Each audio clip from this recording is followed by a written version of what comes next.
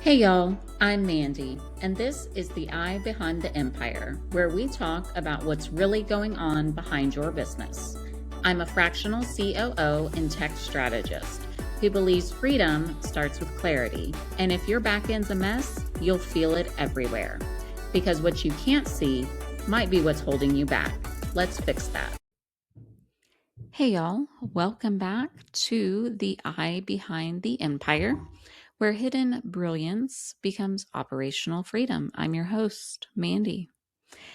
This episode goes perfectly with what we talked about last week, which was the impact of decisions that are made by founders. And so, what I gather some of you probably felt was, well, if my decisions have such impact, then maybe I just won't make any decisions. And that is not what I'm saying. That is not what I am saying at all. You still absolutely have to show up in your own business. Delegation is not disappearing. Hiring an operations person does not mean you abdicate leadership. It means you stop micromanaging execution. And those are not the same thing. A lot of founders I have found over my years quietly believe, oh, once I hire an operations person, I shouldn't have to think about this anymore, or someone else will just handle it, or I can step back and things should still magically work. And that fantasy, folks, is what creates breakdowns.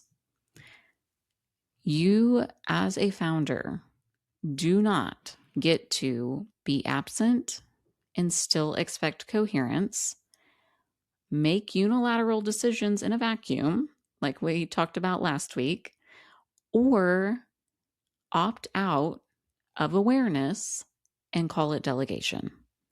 Operators are not shock absorbers for unchecked founder behavior. You heard what I said. There is a very, very key distinction, big difference between detaching from the weeds in your business and disconnecting from responsibility. One is healthy, the other destabilizes the business. So here's what good operators actually need. This is what we need to do our job well. Visibility into decisions. Again, talked about this last week. You cannot just go off making random decisions and then expect shit not to break, because it's going to break and then there's a huge mess to clean up, and that is freaking irritating. So, yes, do mistakes happen? Absolutely. And I'm going to tell you, I'm going to say it again. I said it last week. We don't want you to run decisions by us because we want to tell you no. We want to tell you all the ways it's going to impact your business and tell you how much time we need to implement said changes so that your shit does not break. That is all. Yeah, for myself, I can't speak for anybody else, but for myself, if your idea is dumb as shit and I don't think that it's a good idea, I will tell you. If you still want to roll with it, then sure, let's roll with it. But my clients know that this is 1000% a partnership. We are in this together. We are doing things together, and all of them come to me with their ideas, and we talk through it as to what makes the most sense. And sometimes, yeah, their ideas are great and we roll with them. Other times we modify them based on my feedback.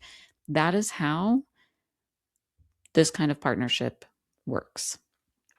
Other things we need to do our job well: context before the changes are made. So, again, same thing what I was saying earlier: partnership, not surprise, and respect for downstream impact. Without these items, even great operators such as myself are set up to fail.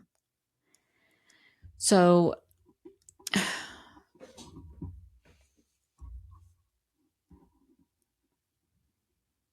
what I have found when a founder or CEO is like, I just really want to step back from my business and not be so involved. What I found they often mean is, I don't want to think about how my choices affect the system. And that's not scaling. That's avoidance dressed up as delegation.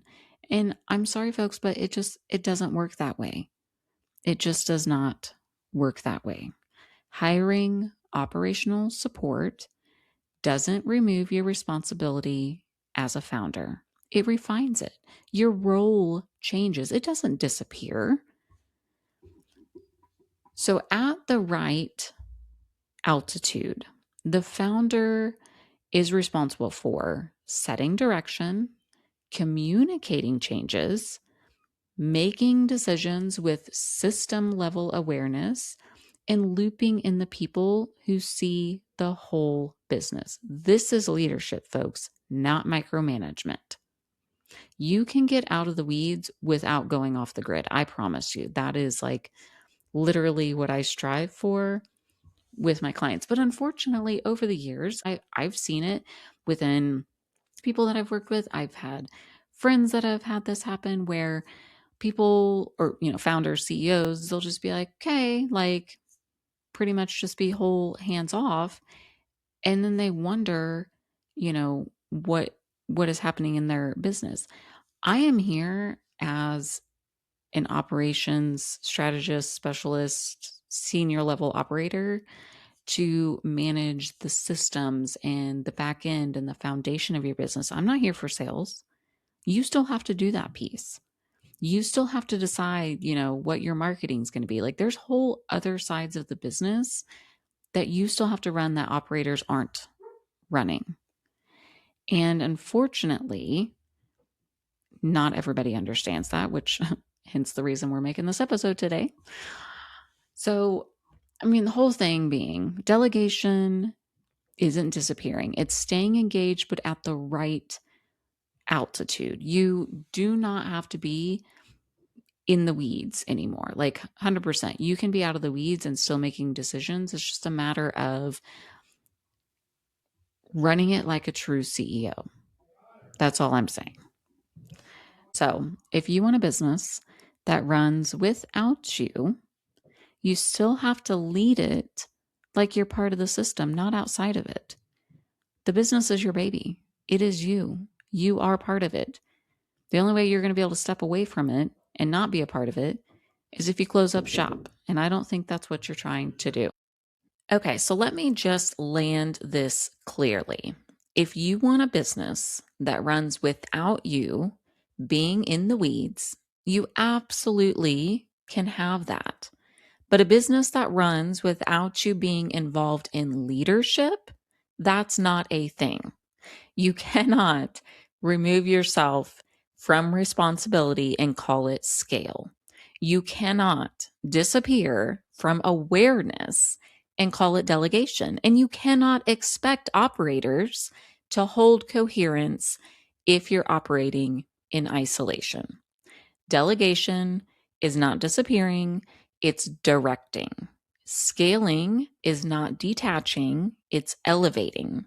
A mature founder understands that their role shifts from doing to deciding, from executing to aligning, from reacting to thinking ahead. And that requires presence, not pressure, not micromanagement, presence.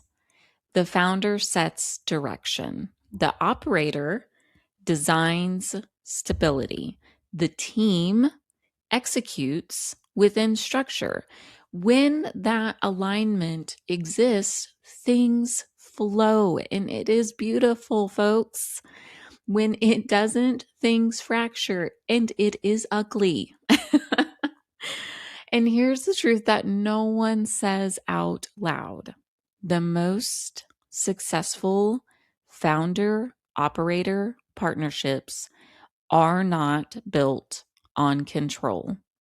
They're built on communication and mutual visibility. Talk to some of these big founders that that you see. Listen to the way they talk about their operators. They're usually calling them their right-hand woman, their closest ally, their best friend. They're just all of these things because they are tight, because they are just boom, right there with each other. Okay. Like I said, the most successful founder operator partnerships are not built on control, they're built on communication and mutual visibility. You don't need to run every task. You don't need to know every automation, but you do need to understand that your decisions are system events. So the real question isn't, how do I step away? It's, how do I stay engaged at the right altitude? That's leadership, folks. That is leadership. And when you get that right, the business doesn't feel heavier, it feels coherent. That's what we're building here. And let me just take a moment. Are there going to be moments where you as a founder like absolutely have to step away because somebody's sick or your kid is sick or you don't feel well or blah, blah, blah? You know, maybe you got to take a week off or something. Yes. Okay. I'm not talking about those instances. Okay. Those are going to happen. Okay. And yes, people are going to have to fill in some places and take care of some things. Or maybe your operator might be a little bit sick and people are going to have to fill in some places. Yes, those things happen. Okay. I'm talking here on a long-term scale over a period of time. This is how things have to be in order for things to operate correctly. Okay. That's all I have to say. Thanks for being here. I'll see you next week on The Eye Behind the Empire. Thanks for listening to The Eye Behind the Empire.